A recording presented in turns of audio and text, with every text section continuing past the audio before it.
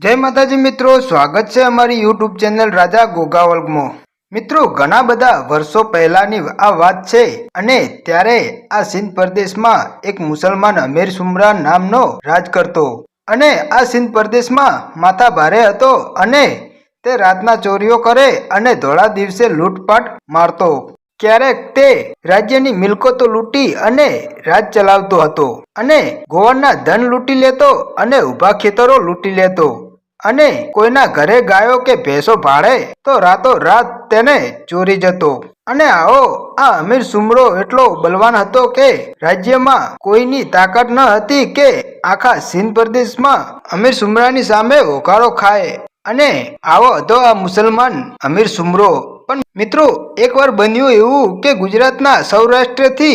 एक माता वरुडी आ सिंध प्रदेश में आवे छे। अने मित्रों, सिंध प्रदेश एटले ए समयनी वात छे के ज्यारे भारत पाकिस्तानना भागला नहोता पड्या अने त्यारे पाकिस्तान में सिंध प्रदेश आवेलुं हतुं अने सौराष्ट्र मांथी माता वरुडी सिंध प्रदेश में आव्या अने एक नानकड़ी 7 वर्षनी बाळकीनुं रूप लीधुं अने पछी एम कहेवाय छे माताजीए सौ प्रथम वार सिंध प्रदेशना सीमाडामां पग मूक्यो ने के त्या एक 70 वर्षनी उंमરના ડોશીમાં त्या झूंपड़ी बांधीने त्या रहता हता अने एमनुं नाम हतुं लालबाई अने आ लालबाई पासे 100 થી 150 जेटली गायो हती अने रोज सवारे आ सिंधना सीमाड़े चरावता अने आम पोतानुं गुजरान काढता हता। अने त्यारे आ बाजू वरुडीमां 7 वर्षनी दीकरीना रूपमां गायो चरावती ए लालबाईनी पासे आव्या अने ज्यारे सिंधमां माताजीए पग मूक्यो ने त्यारे वरुडीमां सिंधनी सधी कहेवाना अने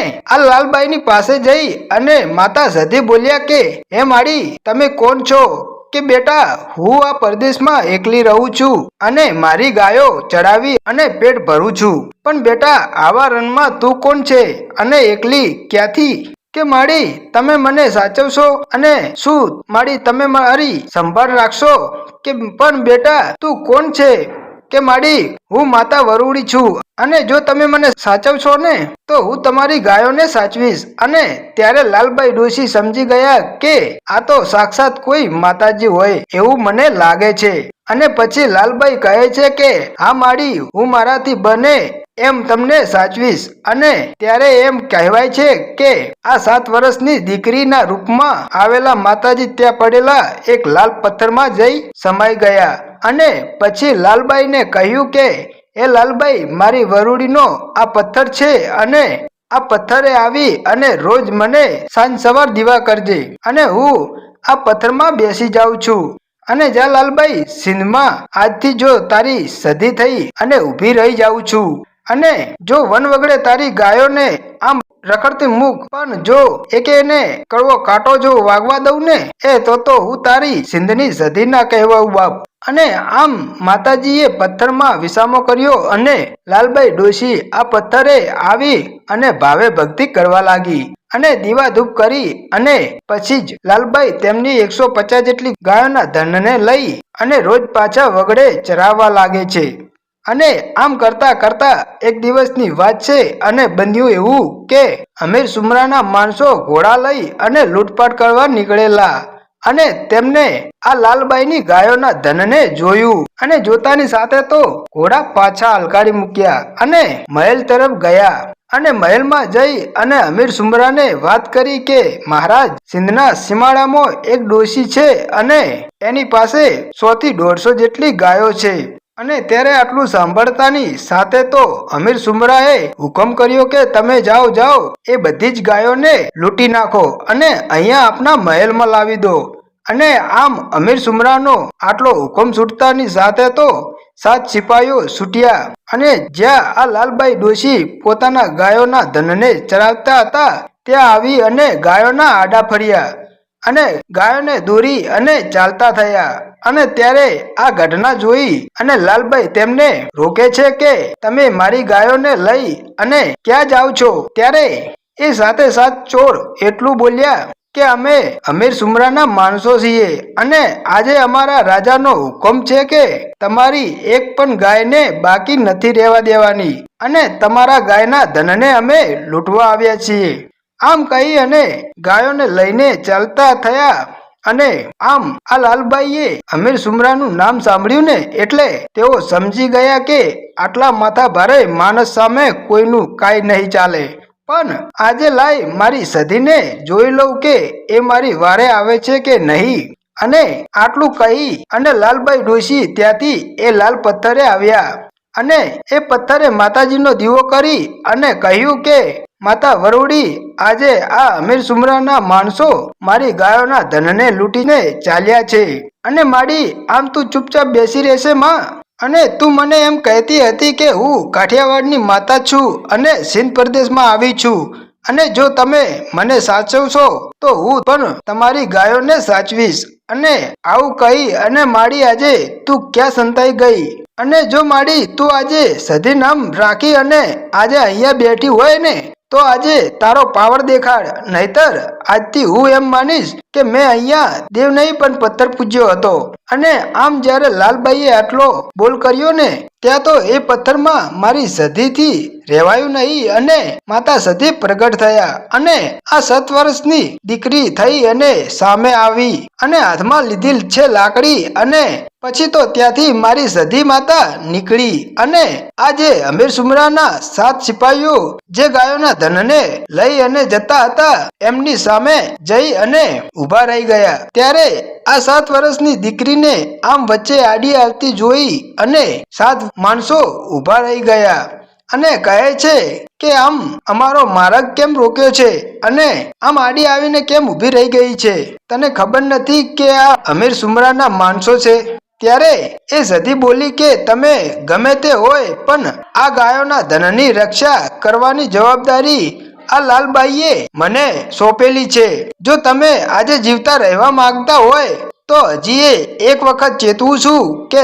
ચાલ્યા જાઓ અને આ ગાયોના ધનને અહીંયા મૂકી દો. પણ આ 7 વર્ષની દીકરીનું આટલું કહેતાની સાથે તો આ 7 જણા એકબીજાને તાળી આપીને હસવા માંડ્યા કે તું અમને રોકીશ અને તારામાં એટલી હિંમત હોય ને તો કર અમારો સામનો. અને આમ મિત્રો આ 7 સિપાહીઓની સાથે મારી સધી 7 વર્ષની દીકરીનું રૂપ લઈ અને લડે છે અને ત્યારે 6 પાપીઓને ત્યાં પછાડીને મારી નાખ્યા અને એક જણાને જીવતો રાખ્યો અને તેને કહ્યું કે તને એટલા માટે જીવતો રહેવા દઉં છું કે તું એ પાપી અમીર સુમરાને જઈને કહેજે કે લાલબાઈની ગાયો લેવી હોય ને તો તે પોતે ઘોડે ચડીને આવે અને મારે એનું માપ માપવું છે કે એ અમીર સુમરામાં કેટલું પાણી છે. અને જા અહીંયાથી ચાલી નીકળ અને જા તારા એ પાપી રાજાને મારો આટલો સંદેશ આપજે.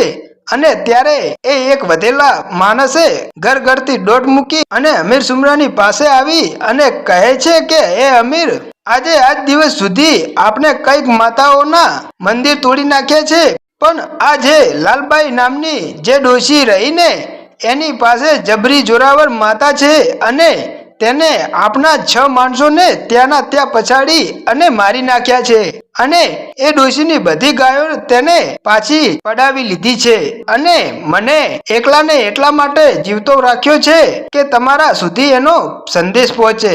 કે તમારા એ પાપી અમીર સુમરાને જઈને કહી દેજે કે લાલબાઈની ગાયો જોતી હોય ને તો અમીર સુમરો પોતે આવે ઘોડે ચડી અને મારે એનું પાણી માપવું છે. અને આટલું સંદેશ સાંભળતાની સાથે તો અમીર સુમરો ગુસ્સામાં લાલ પીળો થઈ ગયો અને કહે છે આ અમીર સામુ આજુબાજુના દૂર ગામે ગામ સુધી કોઈ ખૂંકારો ખાવાની હિંમત કરતું નથી તો પછી આ પહેલી વાર આ અમીરને કોઈએ લલકાર્યો છે તો હવે તો મામલો મેદાને ચડશે. અને આમ કહી અને અમીરે તેના 60 ઘોડા તૈયાર કર્યા અને 60 ઘોડા ઉપર 60 સિપાહીઓને બેસાડી અને અમીર સુમરો આ લાલબાઈની ગાયો લૂંટવા માટે નીકળ્યો છે.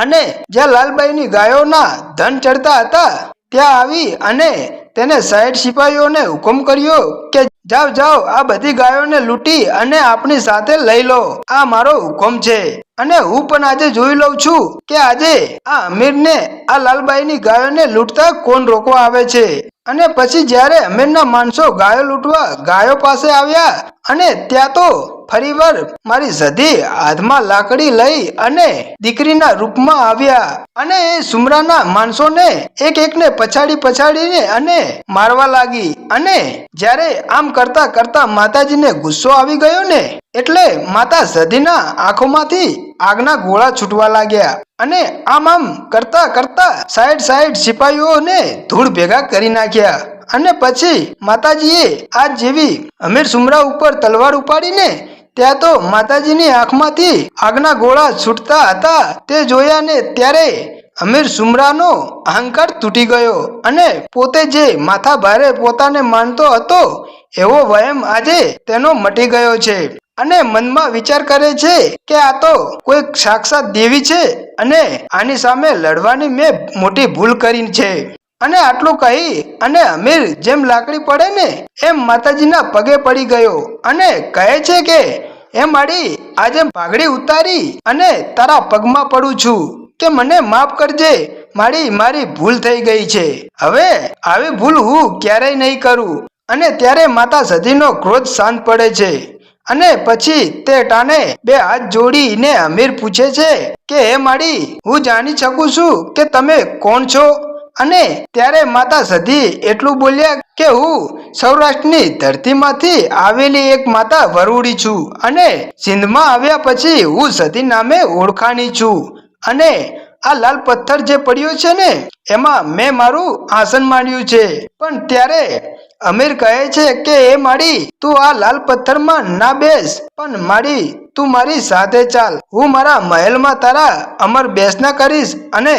ત્યાં તને ઊંચું આસન આપીશ અને હું તને મારી કકુ અને મારો આખો પરિવાર તને પૂજીશું। પણ ત્યારે માતા સધી કહે છે કે હે અમીર હું તારી સાથે આવીશ અને તારા મહેલમાં પૂજાઈશ પણ જે દિવસે તું પાપના પગલા માંડીશ અને પાપના માર્ગ પકડીશ ને